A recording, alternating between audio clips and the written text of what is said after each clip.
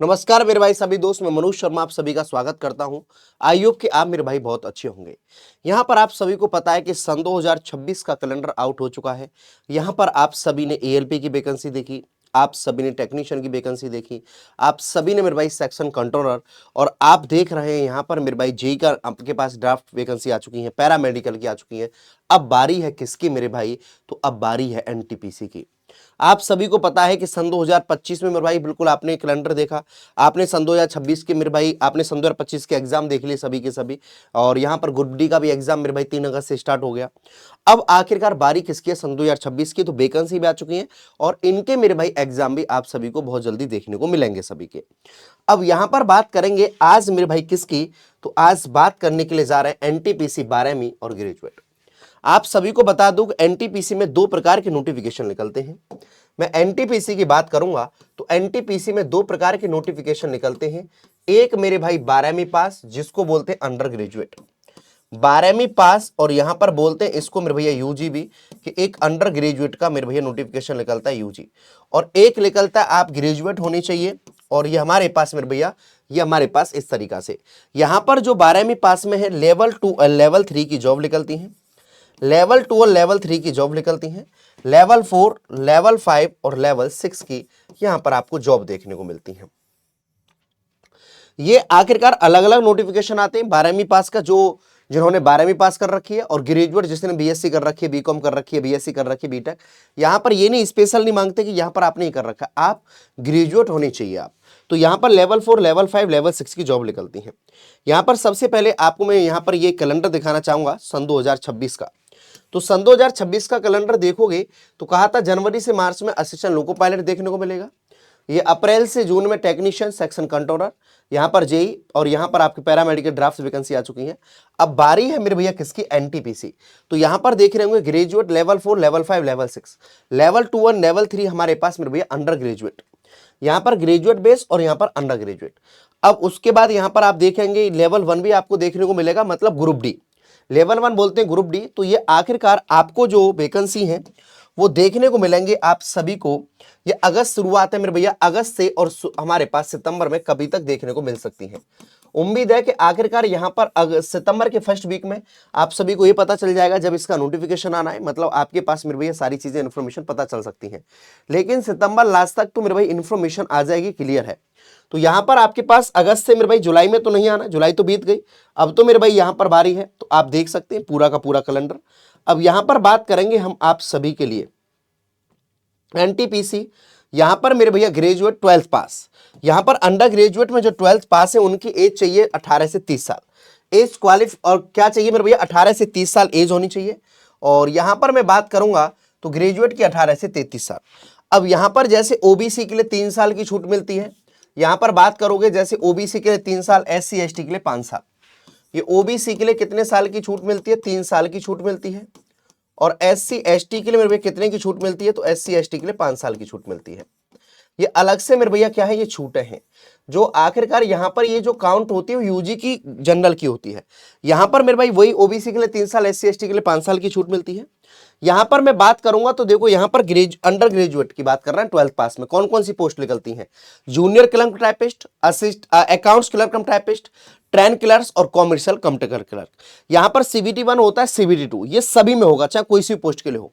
लेकिन कहीं कहीं टाइपिंग मेरे भाई पोस्ट के लिए होती है। आपके पास मेरे भैया क्या होता है? सीबीएटी मेरे भैया यहाँ पर आप देखेंगे तो यहाँ पर मतलब स्किल टेस्ट भी आपका होता है, साइको। लेकिन कुछ पोस्टों में कुछ नहीं होता, सीधे सीबीटी 1 और सीबीटी 2 दिया, उसके बाद डायरेक्ट आपकी डॉक्यूमेंट्स वेरिफिकेशन, मतलब मेडिकल।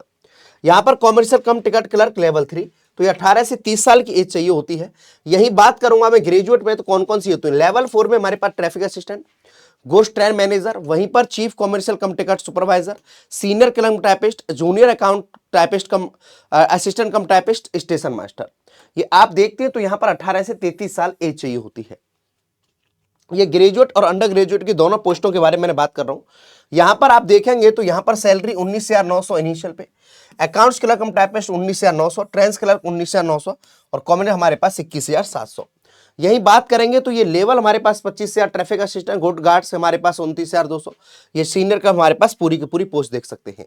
सिलेक्शन प्रोसेस क्या है, सीबीटी 1 होगा, सीबीटी 2 होगा, CBT computer based skill test, या आपके पास डॉक्यूमेंट वेरिफिकेशन, लेकिन कुछ पोस्टों के लिए नहीं होता है।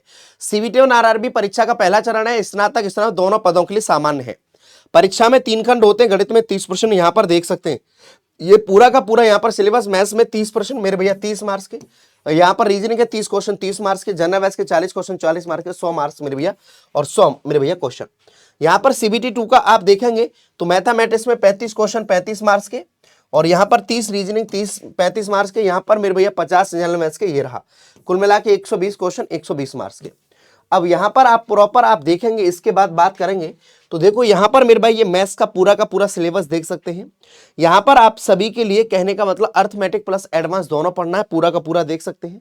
यहाँ पर आप रीजनिंग का पूरा सिलेबस देख सकते हैं, ये जीएस का हमारे पास पूरा का पूरा सिलेबस देख सकते हैं। तो सारी ये चीजें मेरे भैया, CBT 1 mathematics 30 question 30 marks, reasoning 30 question, GK GS 40, हमारे पास टोटल हमारे पास 1/3 की 90 मिनट का टाइम होगा। सीबीटी 2 के अंदर 90 मिनट का टाइम होगा, लेकिन नंबर ऑफ क्वेश्चन हमारे पास बढ़ जाते हैं। यहाँ पर थोड़ा सा देखेंगे, यहाँ पर 40 थे तो यहाँ पर क्या हो जाएंगे 50, यहाँ पर मैथ्स के 30 थे तो 35 हो जाएंगे, रीजनिंग के भी 35 हो जाएंगे सीबीटी 2 के अंदर। ये आपके पास स्टडी यहाँ पर मेरे भैया टेस्ट सीरीज आपको देने हैं। यहाँ पर आपको मेरे भैया अपनी तैयारी बहुत अच्छे तरीका से, एप्टीट्यूड एनटीपीसी में देखोगे तो अक्सर कर मेरे भाई ये हमारे पास इतने करीब क्वेश्चन पूछे जाते हैं, यहाँ पर इतने करीब क्वेश्चन पूछे जाते हैं। एप्टीट्यूड में बात करेंगे डीआई का एरिया एंड वॉल्यूम से हमारे पास पूरे के पूरे, यहाँ पर देखेंगे एनटीपीसी में रीजनिंग सीट में 30, सीबीटी 2 में 35, और ये पूरा का पूरा ये जो चैप्टर से अभी तक हमारे पास इतने करीब क्वेश्चन पूछे गए यहाँ पर आप देख सकते हैं। ये हमारे पास जीके जीएस के यहाँ पर आप देख सकते हैं। और यहाँ पर मेरे भैया एग्जाम की जो डेट है मार्च के अप्रैल के बीच में यहाँ पर हो जाएगा, और नोटिफिकेशन जो आपका आना है वो आना है मेरे भैया अगस्त से सितंबर के बीच में, कभी भी आपको देखने को मिल सकता है, अगस्त से सितंबर के बीच में देखने को मिल सकता है। और समय आपके पास ज्यादा नहीं है, अब समय आपके पास बहुत कम है मेरे भाई, इसलिए आप अपनी तैयारी में लगते रहेंगे। सन 2026 के ये कैलेंडर की हैं, और कट ऑफ सन 2019 का थोड़ा सा यहाँ से आप देख सकते हैं मेरे भाई, आरआरबी एनटीपीसी ये सन 2026 का, हमारे पास 19 का कट ऑफ यहाँ पर आप देखेंगे। और तैयारी बहुत अच्छे तरीका से यहाँ पर करते रहेंगे, और नोटिफिकेशन आपको सितंबर तक कभी भी देखने को मिल जाएगा। और नंबर ऑफ वैकेंसी पिछले से मेरे भाई बढ़ के आएंगी, ऐसा मत सोचना कम आएंगी, नंबर ऑफ वैकेंसी पिछली बार से बढ़ के आएंगी। ये मत कहना कि सर हमारे पास सेक्शन कंट्रोलर में तो कम आई पहले से, सेक्शन कंट्रोलर को छोड़ दो, आप अदर वैकेंसी को उठाओ मेरे भाई, तो यहाँ पर नंबर ऑफ वैकेंसीज आपको इंक्रीज देखते हुए मिली है। तो नंबर ऑफ वैकेंसीज आपको इंक्रीज देखते हुए मिलेंगी, इसलिए तैयारी करते रहेंगे। जो सोचो सर पहले से कम आएंगे तो ज्यादा आएंगे। और यहाँ पर आप सभी ने जो पहले गलतियां की थी वो अब गलती नहीं करनी है, ये चीज ध्यान रखना। तो पद कितने भी आए आपको अपनी एक सीट चाहिए, ये चीज ध्यान रखनी है। और आपने सिलेबस में कोई बदलाव नहीं होगा, चीजें वही रहेंगी, लेकिन हाँ थोड़ा सा बेसिक से एक बार ढंग से तैयारी कर लीजिएगा। कोई भी आपके फिर भी डाउट्स है तो आप मुझसे पूछ सकते हैं, आप मेरे भाई कमेंट करके आप मुझसे यहाँ से पूछ सकते हैं कि मनोज भैया ये हमारे पास मेरे भैया डाउट है, तो मैं उसके जरूर मेरे भाई आपके डाउट सभी के सभी क्लियर करूंगा। यहाँ पर सारी चीजें मैंने आपको यहाँ पर बता दी, ग्रेजुएट और अंडर ग्रेजुएट की मैंने बता दी, दोनों के दोनों नोटिफिकेशन आपको देखने को मिलते हैं। तो ग्रेजुएट वाला 12th वाला भी भरता है, और मेरे भैया ग्रेजुएट वाले दोनों मेरे भाई वो फॉर्म भरते हैं, और दोनों के दोनों एग्जाम भी देते हैं। लेकिन जो आपका 12th पास है वो ग्रेजुएट वाला नहीं भर पाता है, ठीक है, बट अपनी तैयारी करते रहेगा। आपके कोई भी डाउट्स हो मेरे भाई एनटीपीसी से लेके तो मुझसे पूछ सकते हैं, और एनटीपीसी सितंबर तक आपको कभी भी देखने को मिल सकता है, हो सकता है कि अगस्त में मेरे भाई देखने को मिल जाए। ठीक है, thank you so much, bye bye, take care.